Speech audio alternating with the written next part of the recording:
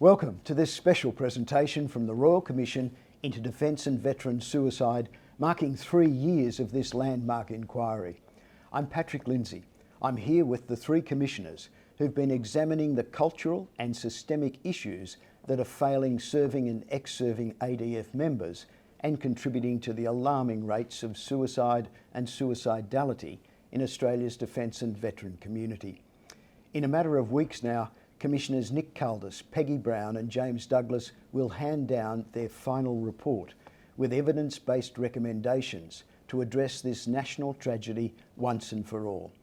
But today is a chance to hear from the Commissioners about their journey, about some of the key achievements to date, the significant role that lived experience has played in their inquiries, and their hopes for the future.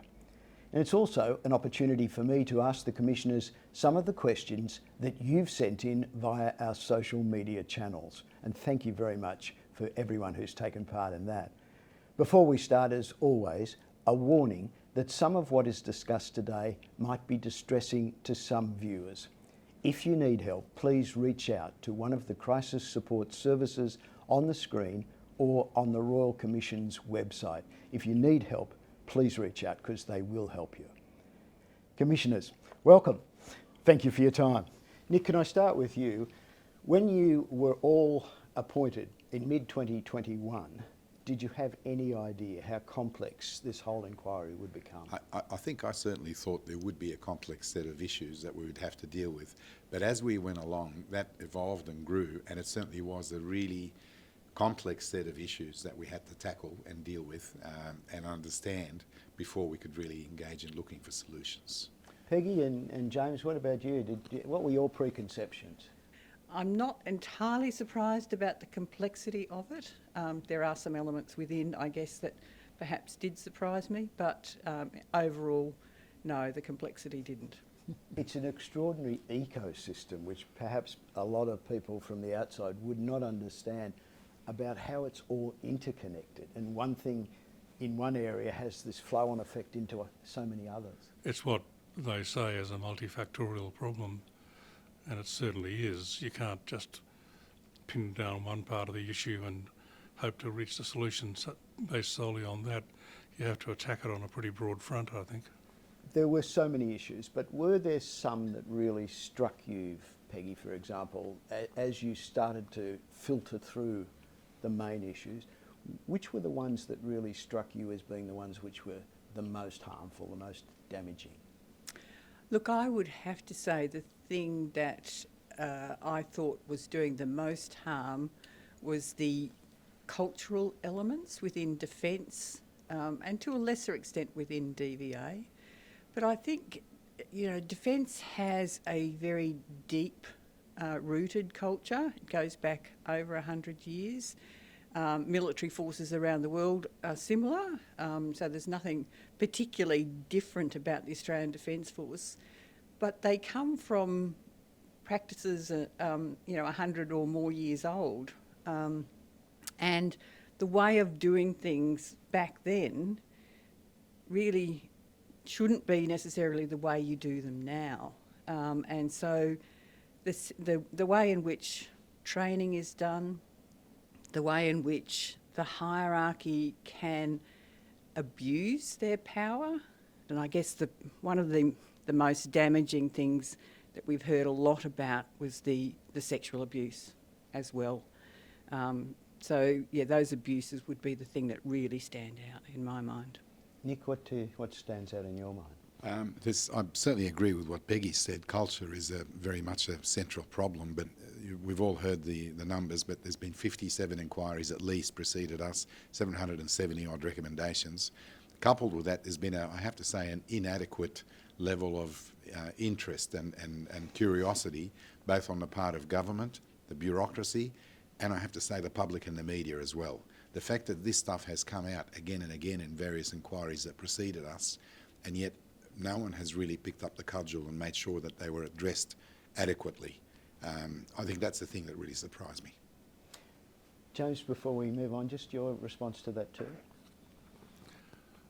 I've had the view for quite a while now that culture, unacceptable behaviour, including sexual assault, is a very big part of the problem. But I think what Nick said is also true, that there have been responses, but I'm not sure that the responses have looked carefully enough at the results that are being achieved, and perhaps there hasn't been enough of experimentation with the responses to see what are the best ways of achieving the best results.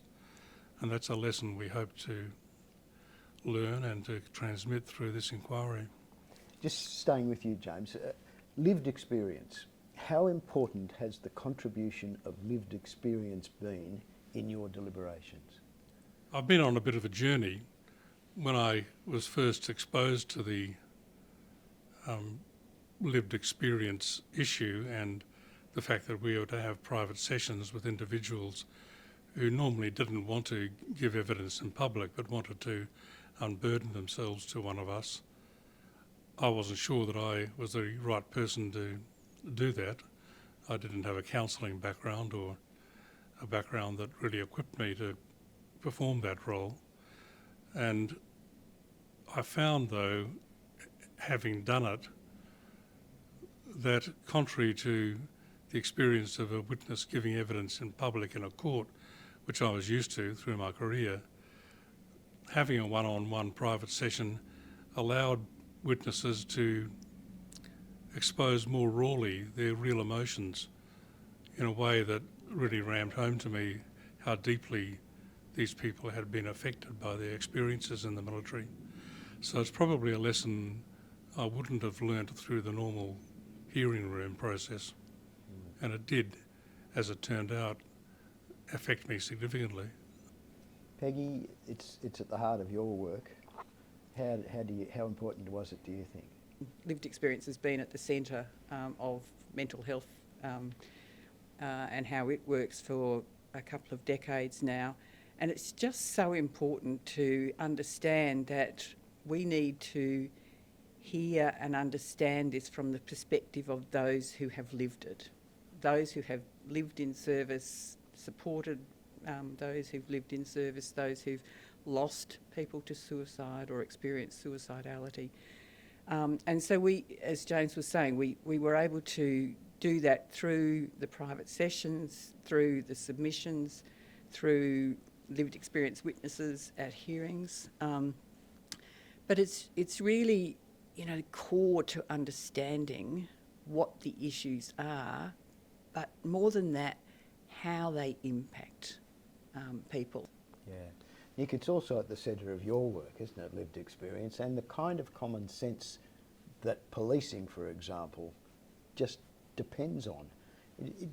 What kind of a role did lived experience have in your work in this inquiry? It was absolutely crucial, both to our understanding of the problems, but just as importantly for those who were sharing their stories with us. And we must acknowledge and commend the courage of so many that came forward, particularly sex abuse victims and so on. It was crucial to our work. We really couldn't do it without them, and as I said, we've acknowledged and we must commend them for that. But it did, as James said, leave a sort of lasting imprint, I think, or an impression on all of us. You would have to be inhuman not to feel some of the trauma that we've heard from people. We did just under 900 private sessions. But the other point is, so many people have said to us sitting across the table, I just want to be heard. I've been waiting 20 years or 25 years for someone simply to listen to my story. And I hope that that has helped many of them. I wouldn't ever presume to say that it solved the problem or it gave them closure, but I think hopefully it helped them a little bit. Knowing that what they have said has been heard by someone, one of the commissioners, and that we have taken it on board, and in our thinking and our understanding of what happened, it has played a crucial role. It's also... Sorry, Peggy, go back to you. I just wanted to add, though, the other thing I think, when I think about lived experience that has been so powerful, is seeing and understanding the resilience of people who have been through difficult experiences. Nick talked about their courage, and absolutely that was there on display as well in spades. Very courageous to come and share their deeply personal stories. But that sense of resilience that you can actually get through this and contribute in a way that makes it better for others. And that was so strong from so many people. And I think that gives the hope, you know, that things can change and that there's a lot of goodwill towards that. That's a really interesting point, that now after 3 years, what are the heavy, you've got a heavy burden of carrying that weight of all that lived experience, the problems, the damage. Are you looking forward now with hope, with optimism that you can make these changes that are necessary? I can only speak for myself, but I'm trying to remain optimistic.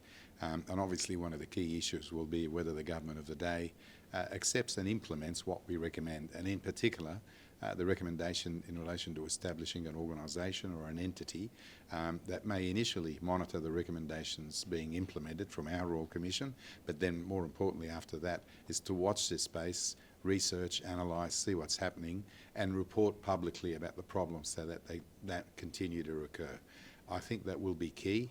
I'm trying to stay optimistic. I think we all are.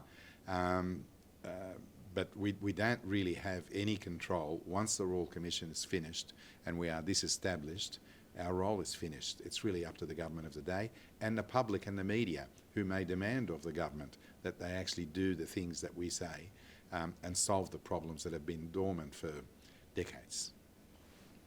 We have seen change during the course of this Royal Commission as a result of the Royal Commission. So our interim report, I think was quite powerful in terms of the recommendations we made and the changes we've seen after it, in DVA in particular, getting the additional staff they needed and the permanent staff they needed to be able to start to tackle the backlog, and now the actual claims processing and getting it done in a more timely fashion. Seeing the introduction of the new legislation into the Parliament now. It's not yet passed, but that's a positive in terms of trying to address some of that complexity for veterans. I think we've seen Defence acknowledge for the first time ever that there is a nexus between service and suicidality and suicide. Now, you can't tackle a problem unless you accept there's a problem there. That's a huge change. Very good point. James? I think it's important too to recall some of the evidence from the service chiefs in our final hearing block in Sydney in March this year, where they all expressed very strong views about accepting that there was a problem and resolving to deal with it. Now, service chiefs only stay in the role for a limited number of years, and I think that the real challenge will be to make sure that cultural change permeates all the way down, especially to the middle ranks, the senior NCOs, because a lot of the persistent culture within the military sits at that level, and that's the level that really needs to focus on what we're talking about and implementing change themselves. Can I now move to some of the questions that have been sent in through social media? I think there have been some remarkable ones, and we thank everyone out there who's done that. I'll now ask the first one, and I think it's pretty appropriate that this first one comes from Julianne Finney, who is one of the founding, perhaps driving forces that originated the whole creation of the Royal Commission. And her question is, how can we ensure that the independent monitoring body is actually established and is not handed to the same people who are responsible for the failures at the root of the problem that we're dealing with? I think it's a very valid question. How do we break that cycle of more inquiries, more recommendations, more findings, and yet nothing is seen through to a point where the intent of the recommendation is actually carried out and assessed and so on? I think we have done and we continue to do until we finish as much as we can. We've highlighted the problems. I think they're at a point now where the problems that we've shone a light on are undeniable, I would hope. And I think that's, as Peggy said, it has already had an impact in many directions. And then we looked at the solution, which is to have a body that's monitoring and reporting publicly and airing these issues so that the public, the media and the government are aware. and frankly the government has nowhere to hide. Now, ultimately though, in the democracy that we live in, it'll be up to the government of the day whether they actually see through what we recommend and carry it out to the fullest or not. I think Julianne's question is a very valid concern, and I think many people hold that concern as to whether it will be carried out and the intent achieved or not. We've highlighted the problems, we've said it loudly, we've said it in many forums, we've gone to the media, somewhat unprecedented in a Royal Commission, but we felt it was important and in fact necessary. And we have literally briefed and spoken to everyone who we can talk and brief, and stress the importance of this. We've got a lot of support from the ESO sector on this issue of establishing the body. I think we have unanimous support for it pretty much from all the stakeholders that we've met. I can't recall anyone who said, no, they don't want this to happen now. Yeah. Peggy, do you want to add to that? I think the Royal Commission has started a process. We're going to make some recommendations that will hopefully continue the process, but it shouldn't end even when those recommendations are completed. I think also we should remember that the Royal Commission was set up in the middle of a debate about whether there should be a continuing inquiring body like Brigadier Bernadette Boss's Commission of Inquiry that eventually didn't pass through Parliament, and it didn't pass through Parliament because the wish overall within Parliament was that there be a Royal Commission first. But it was always the intention that there be a continuing body looking persistently at the problem for the long term. So what we're recommending is really a return to the original idea, but to carry on our work. Yeah. Stay with you, James. Our next question is from Rob from WA. How can the Royal Commission help expedite the backlog of claims currently with DVA? Well, we actually went a long way towards that aim with our interim report back in August 2022, and the government then provided funding for more staff, and perhaps what's more important, permanent public service staff who can learn the skills needed within DVA and implement them more efficiently than the part-time staff who were used previously. So now there are many hundred more employees who are developing the skills to process the claims, and the evidence we've received indicates that the claims are now being processed more swiftly, more efficiently, and in significantly greater numbers. So there already has been that sort of response. Okay. And we hope it will continue to improve from here. Peggy, another question on DVA, an anonymous writer asking if you were in charge of DVA and you had the authority to make any decisions, what would be the first 3 changes that you'd make? So I think the first thing is access to more delegates as per the trial that DVA is running. I think the second thing is veterans being able to see someone face to face when they feel that's important, and I know there's some capacity for that now, but DVA actually having a greater presence in a shopfront type style. And I think the third thing that comes to my mind is when there's a crisis. At the moment, when there's a crisis, particularly if someone's in a suicidal crisis, the response is ring emergency services. And that puts the veteran into the situation where they're dealing with ambulance, sometimes police, emergency departments. And look, they're all very caring people who want to do the best for veterans. Please don't get me wrong. But it's not what the veteran needs at that time to go into another busy system that feels very alienating. What they need is someone to help them get the care and support they need. So if there's some capacity for better facilitation of responses to crises, I think would be really fantastic. Yeah. And I don't know how doable this is or how difficult it is, but many people have said it would be good if I could just have the one person to deal with through my process of dealing with DVA, rather than being put through to people and being transferred to, you know, your case having been transferred 3, 4, 5, 6 times over a couple of years by the time you get through. I think it's something that would help greatly, having the one point of contact throughout. Yep. Yeah. James, what about the legislative side of DVA? There's a bill which only came before Parliament last week, I think, which is designed to bring the three existing major acts down into one based on what's called the MRCA Act or MERCA, and that we hope will go a long way towards decreasing the current complexity of the system, which is very significant.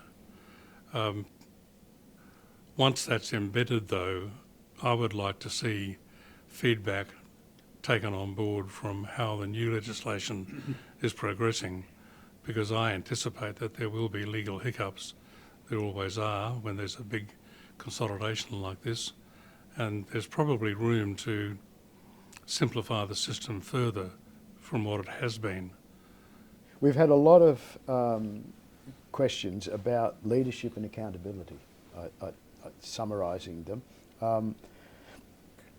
And I think the two-tiered culture and potential bias in the officers in the chain of command came up regularly. What do you see should be happening to address the overall abuse of power and lack of accountability that has come before you? As we've said all along, culture is really key to all of this, and the culture has to shift to a point where people feel they will be accountable. They have to accept responsibility for what's happening under their control, under their command, not just in the commission officers' ranks, but in the senior and non-commission officers, who are, as we've said a couple of times, it's where the rubber meets the road.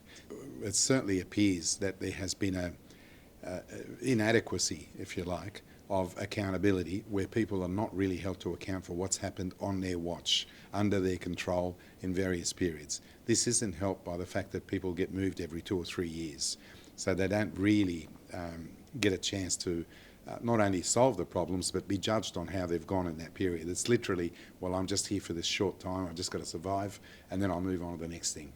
But if I can compare it to police and emergency services, which is a world I know, the level of accountability is nowhere near as stringent in the Defence Force as it is in law enforcement, for instance, where there is a very almost metric equation applied to people's performance to see whether unacceptable behaviour complaints are going up, where how they're resolved, how they're dealt with, and there are surveys. I know the ADF carries out surveys, but you can't do enough of that. You need to pulse the workforce to see whether they feel safe at work, whether they think their problems are being addressed, whether they're being heard, and what recommendations they may have to improve things. I think that's one of the things the ADF could also do a lot of work on. I guess largely to date, whilst there is the capacity to make some complaints outside of the chain of command, it's predominantly through chain of command. One of those alternative avenues is the Inspector General of the Australian Defence Force, and when we look at that, there is a perception amongst the people whom that office serves that it's too closely linked to the military itself. It's embedded within the ADF structure, and submissions have been made to us that it would be desirable to restructure it somewhat so that it was more clearly independent of the ADF and therefore a more attractive avenue for recourse. Another big area was the way that females were treated in the ADF. There are a number of questions related to that, but perhaps summed up by a mum of a female serving member who asks, how can the ADF be safer for women generally? I think it's definitely an area that needs more focus, and it hasn't had that sort of strong focus and commitment to fix all the problems. And I think from memory the suicide rate for females who have left the service is in fact much higher than both the male and the general population. So there are these problems that have been systemic and embedded. Again, it goes back to culture. But saying it, having ethics statements and mission statements on the wall and aspirational documents floating around is not enough. It has to be measurable. They have to assess whether what they're doing is working or not. They have to assess whether the workforce, the female workforce in particular, is in fact happy to come to work by and large and don't feel that they're threatened in any way, And if they are having problems, that there are avenues, as Peggy mentioned, where they can deal with those issues, have them sorted fairly, rather than banging your head against a brick wall, as we've heard from so many people giving evidence in public hearings, where they simply, and there's a couple come to mind where it was really blatant that not only was the problem not admitted or dealt with, but the complainant became then the victim once again by being bastardised and forced out because they have dared to complain. I think in that sense the Australian Defence Force has a long way to go. It's close to your heart, Peggy.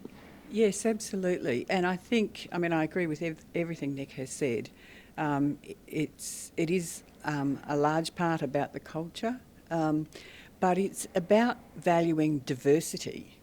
Military forces historically don't operate on diversity. They operate on teamwork and everyone being the same, doing the same. And I guess with women now being a core part of the armed forces, they need to adapt to embrace that, truly embrace it, not just enlist them, but truly embrace it. And it goes from things, to, uniforms, it goes to maternity leave, and it goes back to my comment before about thinking about people as individuals, as well as members of the armed forces. And you can do both, and that's what's needed, I think.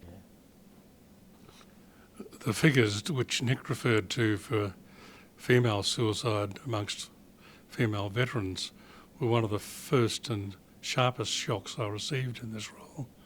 It's about twice as high as women in the normal population and significantly higher than male veterans once they leave the armed forces. So that is a significant problem. Stay with you, James, about families. That's another huge area that came Yes. up. In essence, how should Defence better support families? Well, there's an Australian Defence Families Association which prima facie doesn't appear to be supported well enough within the military. It's in effect meant to provide that link of support between the military and the families of officers within the military, and they do a very good job. But again, we've received submissions indicating that they aren't properly supported financially or with logistic support. I think certainly we formed the view that whilst they do a great job with the resources they've got, they really need more resources to be able to do the job more thoroughly. And that's including a whole range of issues. It's around supporting people for, postings when they're relocating and connecting them up to the community and schools and childcare and, employment opportunities for spouses, but also when someone's on deployment and pre-deployment, during deployment, post-deployment, assisting them when there's other family issues that might come up, for example, family and domestic violence, relationship issues, etc. So they have a very broad role, a very important role, and as I said, I think we formed the view that they could do more if they had more resources.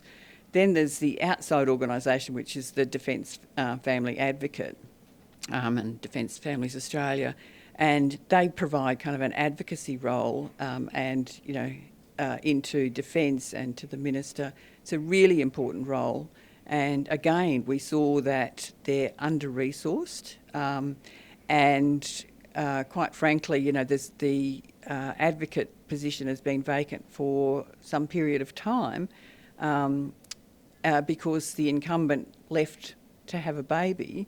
And why did she leave to have a baby? Because she was not able to access any maternity leave. Some of the leave provisions that are there, because of the way that it's set up and remunerated, don't match what you would expect in any other employment.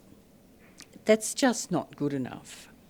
Nick, do you think that generally Defence values family as part of the equation enough? I think they can do a lot better. It's absolutely crucial that Defence does focus more than they have in the past on families, their needs, and what needs to be done for them.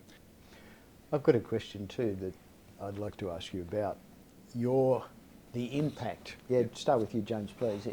The impact of all of this work over the last 3 years on you personally. I think it's made me preoccupied with the problem.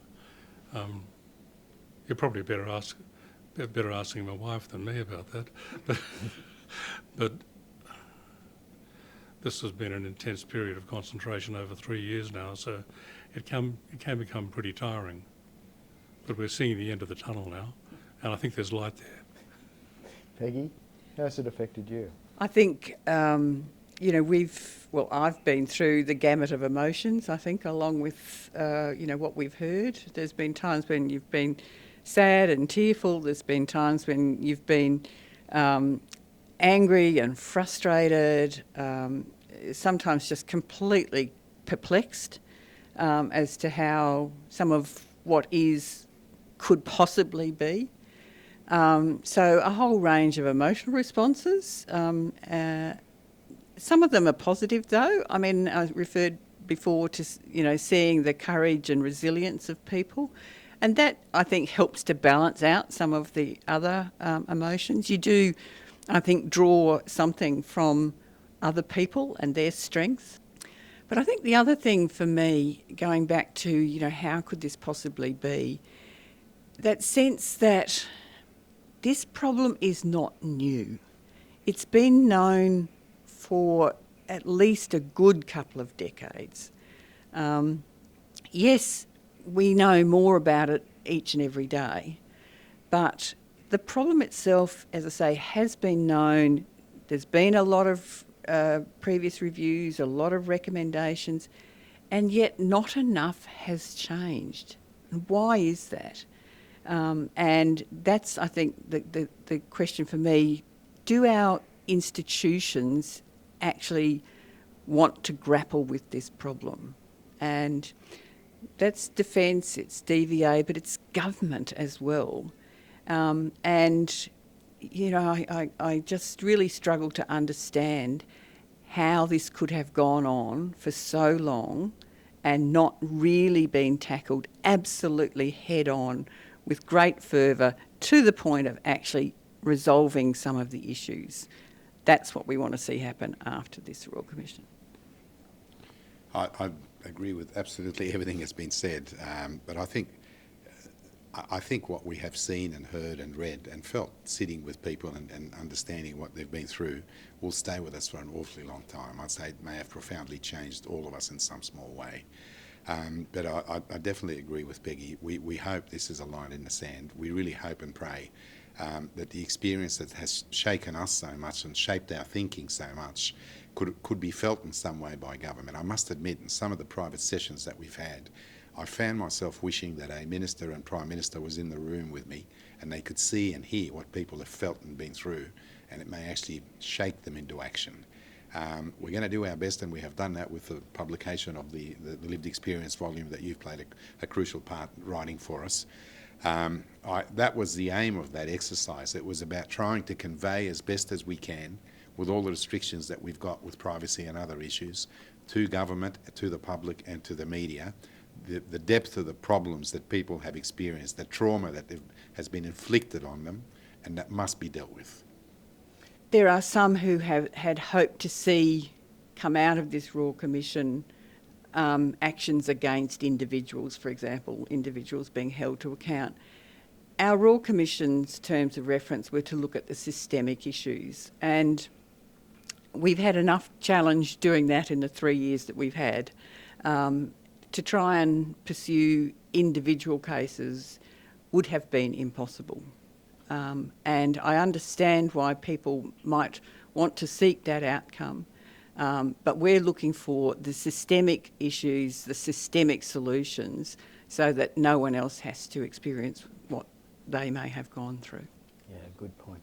Can we wrap it up by looking to the future and giving us your hopes of the changes or the new environment that comes after you put in this final report?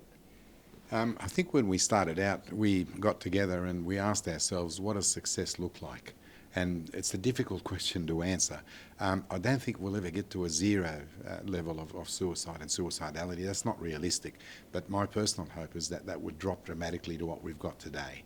That the problems that have been highlighted yet again in this Royal Commission are finally addressed adequately and continuously and in the long term. That they begin to have a very positive impact on serving men and women. And I mean, we've said many times, and it's worth repeating here, that we have every desire to leave the Australian Defence Force as a good organisation, that people get up in the morning, everyone gets up in the morning looking forward to going to work, not feeling threatened or fearing anything in the workplace, being resilient, as has been said, and really we need our Defence Force to be a strong, vibrant, caring organisation that looks after its people, achieves its objectives and protects us. Hopefully, my personal hope is that this Royal Commission has played a role already in some ways in achieving improvements, but there is still a lot to do and a long way to go. People have transitioned out. Peggy? Yeah, look, I echo what Nick said in terms of defence. I think maintaining a really strong, resilient, resourceful, agile defence force that can deliver what it needs to deliver, but still see the individual within their forces and respond to the needs of the individual and their family. I think DVA as a government department being able to be resourced to do the job it's there to do, to engage more broadly with veterans, and not just focus around claims and crises. For the ESO sector to actually be more collaborative and, between all of them. And they do a great job, but it needs to be more coordinated. And I think the states and territories have a clear role to play. And I'd like to see more consistency across the nation in terms of the services that are offered to veterans by state and territory governments, and some coordination, increased coordination between states, territories and the Commonwealth. And I think then just that sense of valuing and respecting our veterans as a nation. We do it on Anzac Day, we do it on Remembrance Day, but most other days in between we probably don't give it much thought, and yet our veterans are there every day protecting our nation. We did talk to each other at the start about what might be a definition of success, and we thought it was a significant decrease in suicide rates and, I hope, suicidality over a period. Let's say it's 10 years, that might be a measure. But during that period you asked what you would like to see coming from the Royal Commission. I'd like to see this body installed as a permanent body, not just to implement or oversee the implementation of our recommendations, but also to measure their results, because we might have got things wrong. And I think that this is a problem that is likely to change over time. So the body looking at its implementation will need to look at how it might be implemented differently. If what we recommend doesn't have the right results, think of some other way. So it's a problem which is probably going to change, and we'll need active attempts to resolve the differences that will arise over time. But the end product, we hope, will be a very significant drop in the rate of suicide. Thank you, Commissioners. Thank you very much. Thank you for joining us for this special presentation. Really, we need your support. Once the Commissioners hand down their final report in September, that's when the real hard work will be needed. If you need any further information about the Commission, please check out the website. Thank you very much.